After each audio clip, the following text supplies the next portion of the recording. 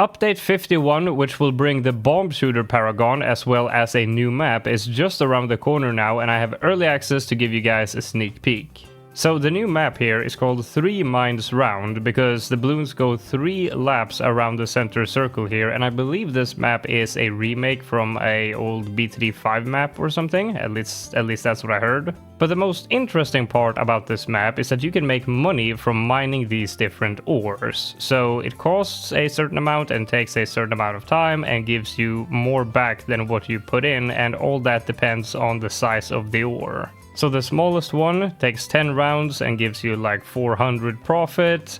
This one is a bit bigger, and then it gets a bit more, even more, even more, and finally this one takes 20 rounds and you get 60k profit. And the really cool thing is that this will work in chimps mode as well, so we can now have some form of income when playing chimps, so that's gonna be real cool. Now, I am a person who is very critical of new maps, but this one I think is really cool.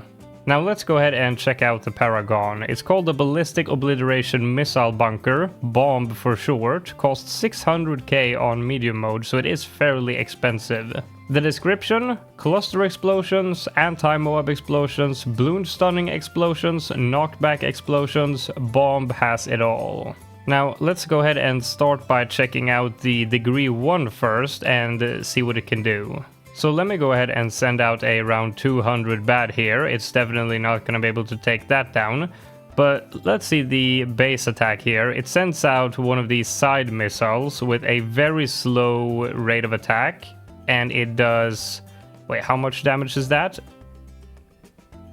Is that like 7k-ish? Counting the cluster explosions, I think. Yeah, the rate of attack is very slow, and look at that. The missiles are so slow too that you can't even catch up to them with the missiles.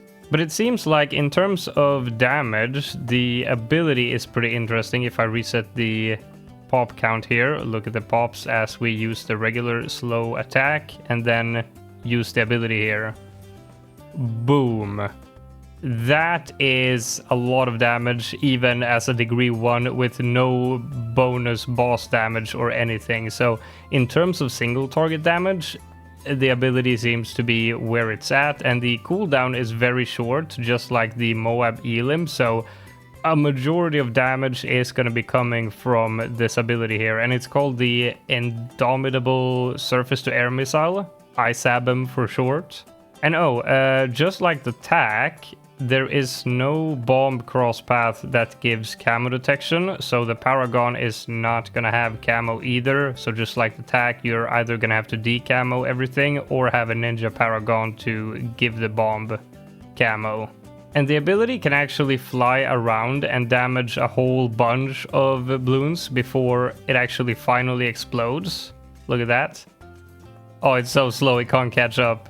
So I'm not sure what triggers the final explosion. Might just be when it runs out of Pierce or something. I don't know. And finally, we have the passive Bomb Blitz ability that triggers whenever you lose a life. And that does 20k damage globally to everything on the screen. And that is 10 times the amount of the regular Bomb Blitz. And that particular attack, the passive ability, does not seem to be affected by the degree. Let me just double check here. Yeah, 20k no matter what. So like, given the strength of the regular ability, I'm guessing what you want to do to sort of squeeze out as much damage as you can from this Paragon would be to like put it inside of a sub-Paragon's range, submerge it for shorter ability cooldowns, and then if you want to increase the attack speed, you can do something like getting a Boomer Paragon, because this is a primary Paragon, so it will increase the attack speed of that. And last but not least, of course, you can get an NG Paragon to overclock it. So a pretty cool amount of buffs that you can apply to this Paragon, but I mean, I don't think the attack speed is the most important thing. I still think it's the ability for sure that is the main damage dealer no matter what. Now, this ability is quite strong. And remember, this is without any bonus boss damage or anything. So, I mean, compare that to like the meteor ability. Sure, this Paragon is a lot cheaper, but this could be some pretty good instant damage that I want to try out against something like Bloonarius. So I'm loading up a game of normal Bloonarius on the new map. I'm doing normal because I don't want the boss to have too much HP. I want to see if we can insta-kill some tiers. That would be cool. And I'm sort of rushing through this here. This video is not going to be very long because I don't have too much time to make this video. Kind of busy with some stuff, and also we got access pretty late. So I'm going to just rush through things here, and we'll see if we can insta-kill some tiers. I don't know, I haven't done the math, obviously. But I don't know how efficient these are. Like, would this be like a better option than getting a farm? Wait, do you get all the money right away, or is it spread out over 10 rounds? You know what? Let me go ahead and buy this just to see if it's spread out or if you get it all in one lump sum. Let's see here when he takes out this bloon. No, I think it's all in one lump sum. Anyway, since I'm in a bit of a rush, I'm probably gonna skip to like tier 3 whenever I afford the Paragon, so see you soon.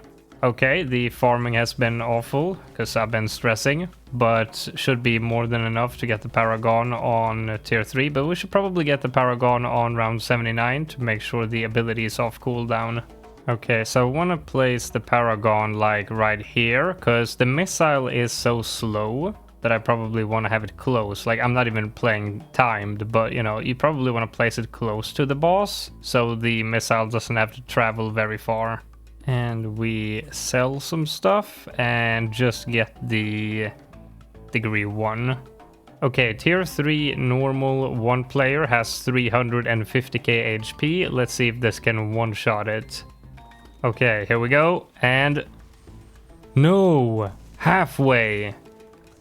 Okay, damn. Okay, maybe I should have gone for like a degree 20 or something then. God damn. Okay, then it's probably gonna struggle to insta tier 4 as well, even if we get a high degree. I don't know, we'll give it a shot though. Try to go for a really high degree for the next tier. Taking out the boss pretty quick though. There we go.